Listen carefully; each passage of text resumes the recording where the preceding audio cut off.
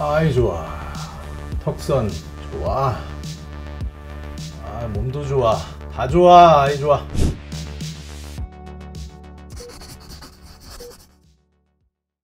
안녕하세요 교수님. 자기소개 먼저 부탁드릴게요.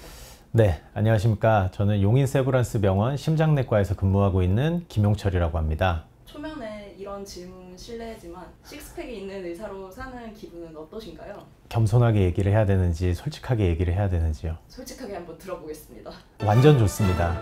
사실 좋다는 표현으로 할 수 없을 정도로 너무너무 좋고요. 제가 이렇게 살아볼 수 있을 줄은 상상도 못했습니다. 거의 저를 못 알아보는 환자들이 많았고요. 진료를 잘 보고 나가서 간호사한테 담당 교수가 바뀌었으면 말을 해야지 왜 자기 허락도 없이 의사를 바꾸냐 라면서 화를 내시는 분들도 있었어요. 아침에 제가 일어나자마자 하는 일은 거울 앞에 서는 겁니다. 거울 앞에 서서 복근이 있는 걸 확인하고 꿈속에 살고 있는 듯한 느낌으로 하루를 시작하게 됩니다. 어떤 옷을 입어도 옷빨이 되거든요. 이 자존감 가지고 또 하루를 살고 또 환자들한테 잘하고 또 치료도 잘하고 시술도 잘하고 이런 것들이 계속 하루하루 반복되게 됩니다. 너무 행복합니다. 네, 그렇군요. 사실 바디 프로필이라는 게 결심했어 이 정도의 마음으로는 만들어지기가 어렵잖아요. 네. 어떻게 결심을 하시게 되셨나요? 혹시 살이 쪘을 때 내 몸이 나를 견디지 못하는 느낌 아시나요? 네, 너무 잘 알죠. 2020년 7월 달 정확히 기억납니다. 제 인생 최고 몸무게였던 95kg를 찍었을 때입니다.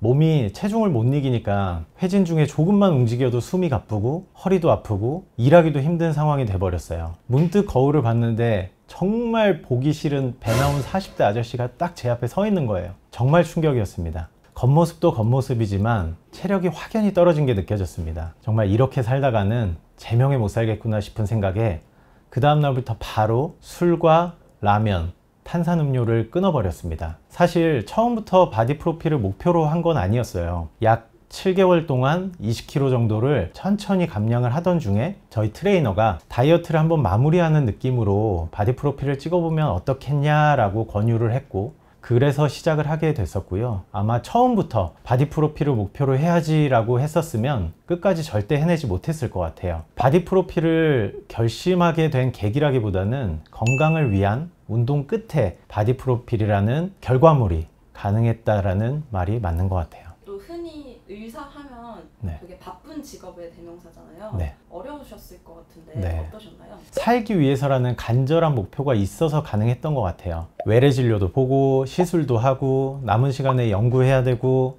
퇴근 후에는 체육관이나 혹여나 퇴근이 너무 늦으면 집에서 운동하는 거를 거의 10개월 동안 하루도 거르지 않았습니다. 일도 건강도 제대로 해냈습니다. 시간이 없어서 운동을 못한다는 거는 핑계인 것 같아요. 뼈 맞은 느낌이네요. 다이어트에 성공한 의사시잖아요. 꿀 정보를 좀 알려주실 수 있으실 것 같은데 딱 하나 지켜야 된다는 철칙을 가지고 다이어트를 했습니다. 절대로 다이어트로 인해서 스트레스를 받으면 안 된다는 거였거든요. 왜냐하면 심장내과 영역 중에서도 저는 심장내과 중재 시술을 주로 하고 있는 의사인데 상상 이상의 집중력을 요구하는 심장 시술이거든요. 환자의 안전과 시술의 성공에 조금이라도 영향을 미칠 수 있으면 안 되기 때문에 긴 호흡으로 천천히 최대한 스트레스 없이 다이어트를 하는 게 제 목표였습니다. 각자의 현생이 있으시잖아요. 그렇기 때문에 일상에 지장이 가지 않는 선에서 적절하게 다이어트의 속도와 강도를 조절하는 것이 필요합니다. 다이어트의 부작용으로 뭐 탈모나 이런 걸 고민을 하시는 분들이 계세요. 그런 부분에 대해서는 어떻게 생각하십니까? 만약에 극심한 다이어트, 단기간에 먹는 양만 줄이고 다이어트를 하면 심한 영양 불균형은 초래될 수밖에 없습니다. 실제로 제 주변에 짧은 기간에 무리하게 바디 프로필을 찍으려는 계획을 세웠다가 탈모로 인해서 중도에 포기하는 분들도 봤습니다. 저도 촬영 한 달 정도 남기고부터는 타이트한 식단을 계속 하다 보니까 머리카락이 눈에 띄게 막 빠지고 무엇보다도 머리카락에 힘이 없다는 게 너무나 느껴지더라고요. 여성의 경우는 극심한 다이어트를 하는 경우에는 생리불순 혹은 생리를 안 하는 경우도 생기게 됩니다. 그런데 말입니다.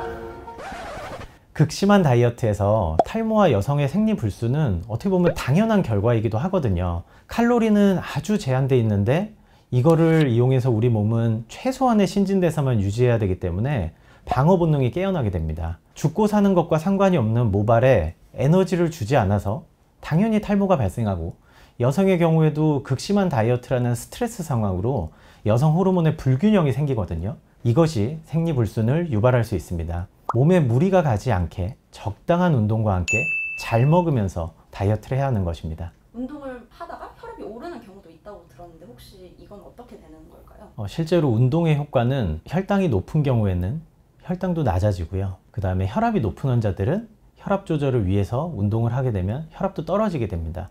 그러면 운동하면서 혈압이 오르는 경우는 왜 그러냐면 과도하게 힘을 쓰면서 혈압이 올라가기 때문에 그것 때문에 머리가 아프고 그럴 수 있는데 잘못된 자세로 운동을 하게 되면 혈압이 올라가고 머리가 아파지는 거지 실제로 장기적으로 긴 호흡으로 다이어트를 하게 되면 혈당도 좋아지고 혈압도 좋아지게 됩니다. 혹시 교수님만의 숨겨왔던 식단법, 운동법 이런 걸 조금만 더 자세하게 알려주실 수 없을까요? 알려드리고 싶은데 한 번에 다 알려드리면 재미가 없잖아요. 오늘 이야기는 첫 번째 이야기거든요. 그래서 조금만 기다려 주시면 그냥 지금 알려주시면 안 됩니다. 2편을 기대해 주세요. 그 전에 구독과 좋아요, 알림 설정 감사합니다.